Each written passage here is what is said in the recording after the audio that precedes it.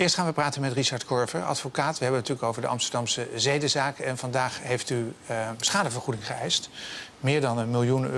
Dat is opgebouwd eigenlijk uit 3 belangrijke mensenrechten, hè? Nou ja, je hebt schade materieel en immaterieel. En het immateriële deel is opgebouwd uit 3 mensenrechten. En dat moest ik wel doen, want normaal doe je dat niet. Normaal zeg je van, goh, ik heb hier een rapport van een psychiater... en die zegt dat ik lijd aan die en die stoornis. En dan vraag je daar geld voor. Maar mijn cliënten zijn zo jong, die kunnen nog niet eens praten veelal. Dus laat staan dat een gesprek met een psychiater mogelijk is. Dus wij moesten iets anders verzinnen. En wij hebben aansluiting gezocht bij het schenden van de lichamelijke integriteit van het kind... bij het schenden van het ongestoorde gezinsleven, want dat is verstoord. En bij kinderen die gefilmd zijn of gefotografeerd zijn... het schenden van privacy van het kind. En dat zijn die 3 mensenrechten. Ja, en heeft u voor elk mensenrecht heeft u een bedrag aan gekoppeld? Ja. Van €8.000. Ja. Hoe is dat bedrag tot stand gekomen? Ja, door te kijken naar wat schrijvers daarover zeggen... wat jurisprudentie, dus uitspraken van rechters daarover zeggen... zowel van de Europese rechter, maar ook bijvoorbeeld van de Belgische rechter... waar wij een aantal zaken hebben gevonden die enigszins in de buurt komen... van wat we hier meemaken.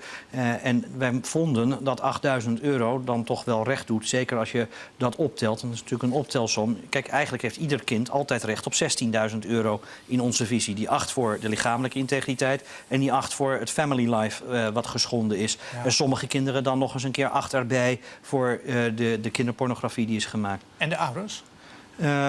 Die worden geacht daarbij in te zitten... omdat de rechtbank nu al 2 keer heeft gezegd... dat ouders niet als slachtoffer moeten worden gezien.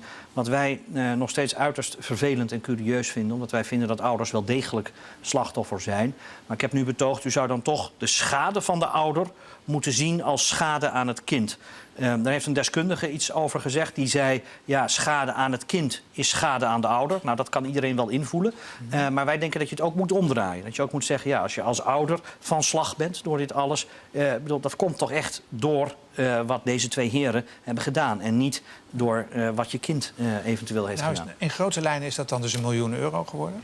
Totaal, hè, voor al die kinderen tezamen. Maar ja, ik weet het eigenlijk niet. Dus laat ik maar gewoon open vragen. Denkt u dat hij dat kan betalen? Nee, ik weet het zeker dat hij dat niet kan. En wie gaat het dan betalen? De Nederlandse overheid. Er is sinds 1 januari vorig jaar een stelsel dat als je slachtoffer bent van een heel ernstig misdrijf... en je vraagt om schadevergoeding, dan betaalt de overheid dat. Vroeger ging de overheid dan voor jou incasseren. En dat was heel vervelend, want dan kreeg je iedere maand... nou, in zo'n zaak als deze, €5 op je rekening overgemaakt... en daar staat dan bij Robert M. en Richard van O. Nou, dat is niet fijn als je daar de komende jaren maandelijks aan wordt herinnerd. Toen heeft de politiek gezegd, dat gaan wij anders doen. Wij gaan dat voorschieten en wij gaan dat zelf weer verhalen op deze verdachten. Dat is ook een reden voor ouders om die schade te verhalen. Want ze weten dat zij dat niet kunnen betalen. En dat houdt in dat als er een verplichting wordt opgelegd... deze 2 heren opnieuw de gevangenis in moeten... nadat ze in vrijheid worden gesteld. Dat noemen wij vervangende hechtenis... vanwege het feit dat ze niet kunnen betalen. En om ze dan nog wat zuurder te maken, zo zou cliënten van mij dat zeggen... mag de overheid 42 jaar lang dat gaan terugvorderen. Dus als de heren de staatsloterij winnen, dan is die prijs niet voor hun... maar gaat dat in de reiskast. Of een eventuele erfenis of wat dan ook. Dat gaat, want de staat schiet het eigenlijk voor. Ja. Ja. Nou begrijp ik 1 ding niet. U heeft vanmiddag een verhaal gehouden voor de rechtbank, vanochtend geloof ik. En daarin heeft u ook geschetst dat er ouders zijn... die bijvoorbeeld gestopt zijn met werken... omdat ze zo psychisch geraakt zijn door alles... dat ze gewoon niet aan het werk kunnen. Er zijn ouders in therapie gegaan. Dat zijn allemaal kosten die, als je ze werkelijk zou berekenen... ver over die €8.000 heen gaan. Ja, maar dat zijn materiële kosten. Ja. Ik zei u helemaal aan het begin, je hebt 2 delen. Materieel en immaterieel. Dat immaterieel, dat is die 3 keer 8. Ja. Materieel, dan wordt er gekeken naar wat zijn de werkelijke kosten. En daar komt dan nog een vordering voor? Die is ingediend, ook vandaag. Dus vandaar dat ik ook zeg, je komt ver boven die 1 miljoen uit... Want om een simpel voorbeeld te geven... als jij als moeder je kind naar een kinderdagverblijf bracht... waar dat kind nu is misbruikt... ja, dan hou je je kind thuis. Dan denk je wel 20 keer na voordat je je kind weer naar een kinderdagverblijf gaat brengen. Als je je kind thuis wil houden, kun je niet meer werken. Dus blijf je tijdelijk thuis totdat je de kracht hebt gevonden... om een ander kinderdagverblijf te selecteren. Dan wil je daar misschien intensiever bij zijn dan dat je dat vroeger was. Ja, dat zijn allemaal kosten, allemaal schadeposten. En dat wordt ook door de staat voorgeschoten? Nou, we moeten eerst nog maar zien of de rechtbank dat toekent. Want, stel dat hij dat doet en zij kunnen het niet betalen... dan wordt ook dat bedrag voorgeschoten. Ja. Er zijn misschien ook ouders die zeggen... ik wil helemaal geen geld hebben van die man? Ja, dat waren er een aantal die dat zeiden. Maar toen zij tekst en uitleg kregen over dit hele systeem, wat wij net bespreken, zeiden ze, wacht even. Want wij vinden de straf die deze mensen kunnen krijgen voor het misbruik van in totaal 87, ten laste gelegd 67 kinderen, veel te laag. Dus als we ze nog wat extra straf kunnen bezorgen, of als we ervoor kunnen zorgen dat ze het wat naarder hebben doordat ze op een houtje moeten bijten, dan doen ouders dat graag. Maar er zijn dus geen ouders die hebben gezegd, principieel wil ik van deze mensen geen cent ontvangen. Jawel, maar dan zeggen zij van nou, als dat geld komt, stort het in een goed doel, bijvoorbeeld. Wat krijgt u nou, u vertegenwoordigt hoeveel ouders? 47 kinderen. 47 kinderen. Betekent dat ook dat die kinderen, want het gaat inderdaad per kind nu, hè? Ja. Dat al die andere kinderen die u niet vertegenwoordigt, worden die meegenomen in deze huis? Sommigen wel, want er zijn ook andere advocaten die kinderen vertegenwoordigen. Die hebben zich aangesloten bij die methodiek van redeneren.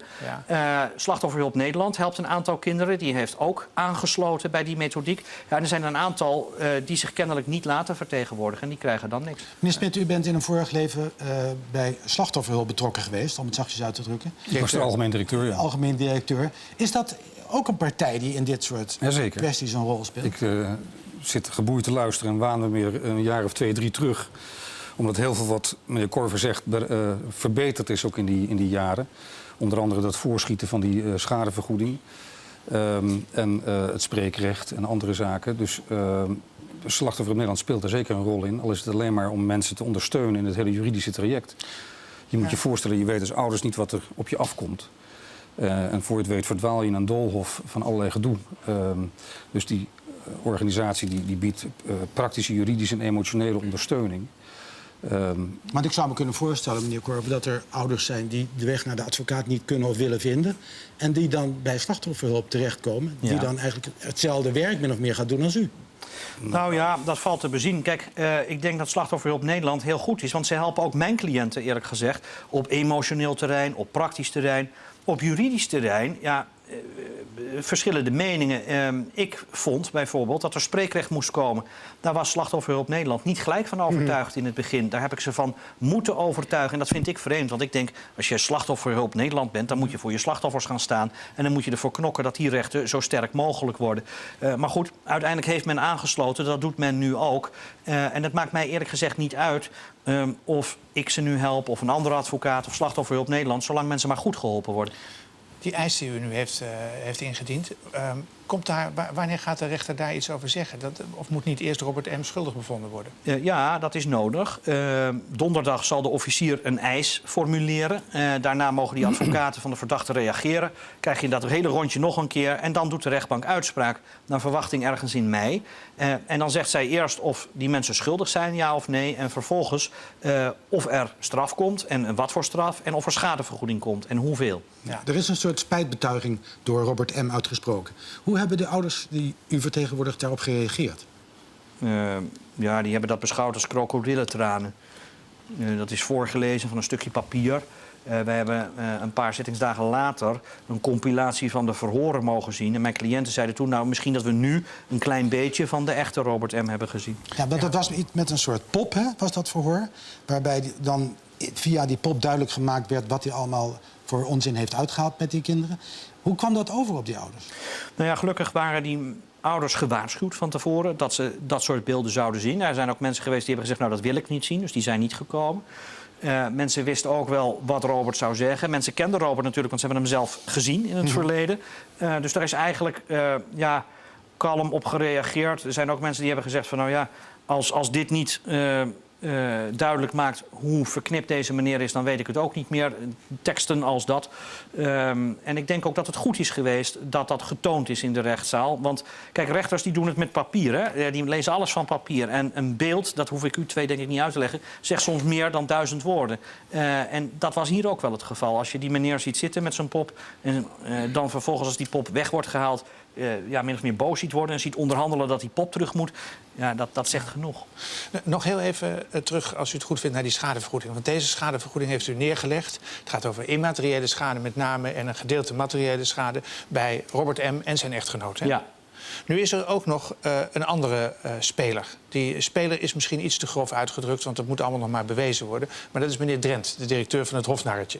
Daar zou ook van alles gebeurd zijn. zonder dat hij dat wist. Of misschien wist hij het wel. We gaan er nu vanuit dat hij het niet wist. Komt er bij hem ook nog een schadevergoeding te liggen?